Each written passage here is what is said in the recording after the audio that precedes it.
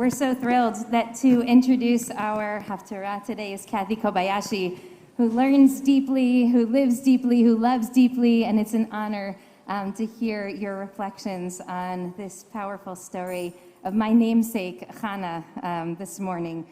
Our Haftarah will be read afterwards on page 108.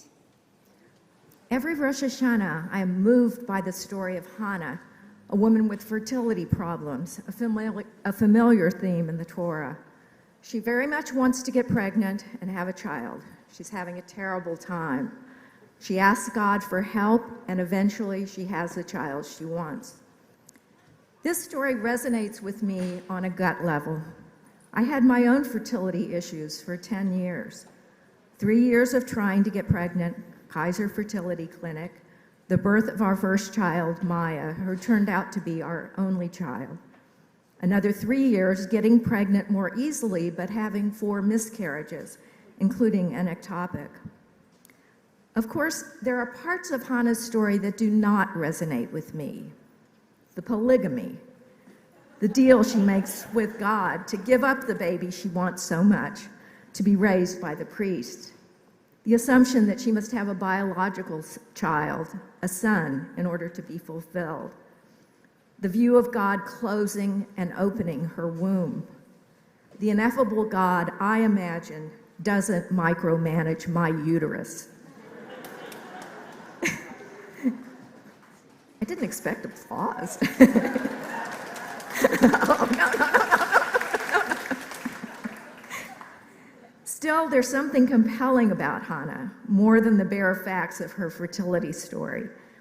When she reaches out to God, she doesn't just perform a ritual.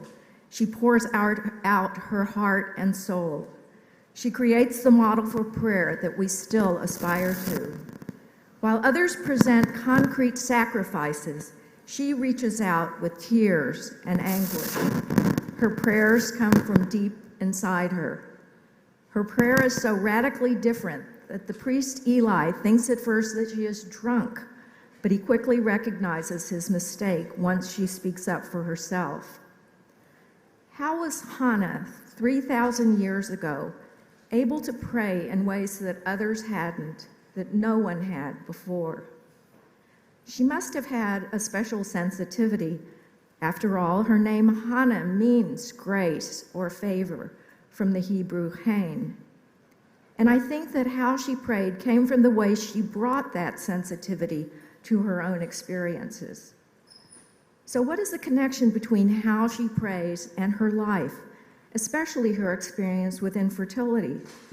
The content of her prayer is about wanting a child, but there's more to it than that. Many people think that infertility is a simple story of something not happening, not having a baby. I can assure you that it is more complicated. There are so many ways to not have a baby, and a lot of them involve pain and bleeding.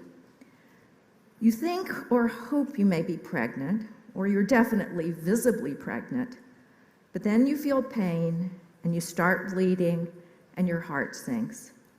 And you come to see that the potential for life you thought was there isn't there anymore, yet again.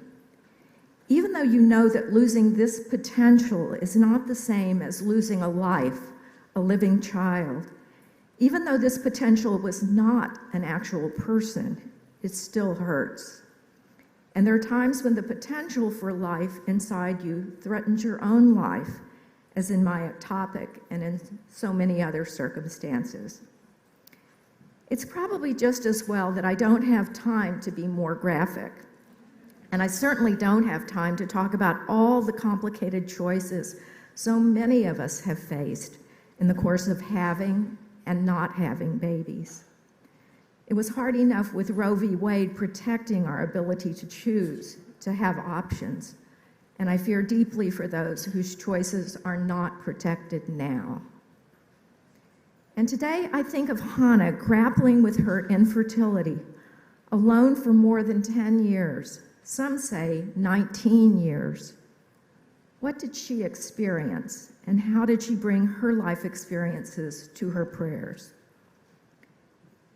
As I know firsthand, infertility over the years and in so many ways makes you confront, not just in your thoughts, but with your body, how fragile the potential for life is, how fragile our hopes are, how fragile and precarious is life itself.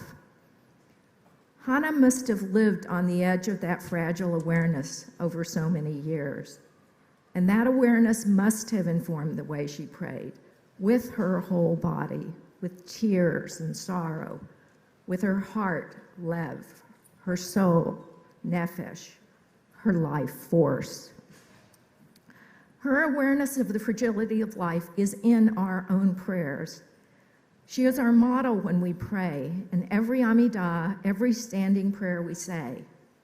We even repeat her words, as in the second blessing, the way she calls out to God, Memit u'machaye, God who brings death and life.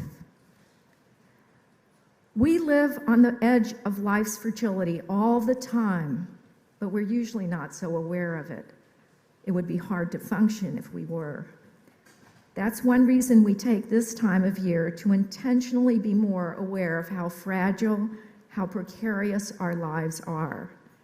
And that's why we need to stop at least once a year to reflect on Hannah's story, to feel it in our bodies, and to reflect on and feel our own stories too.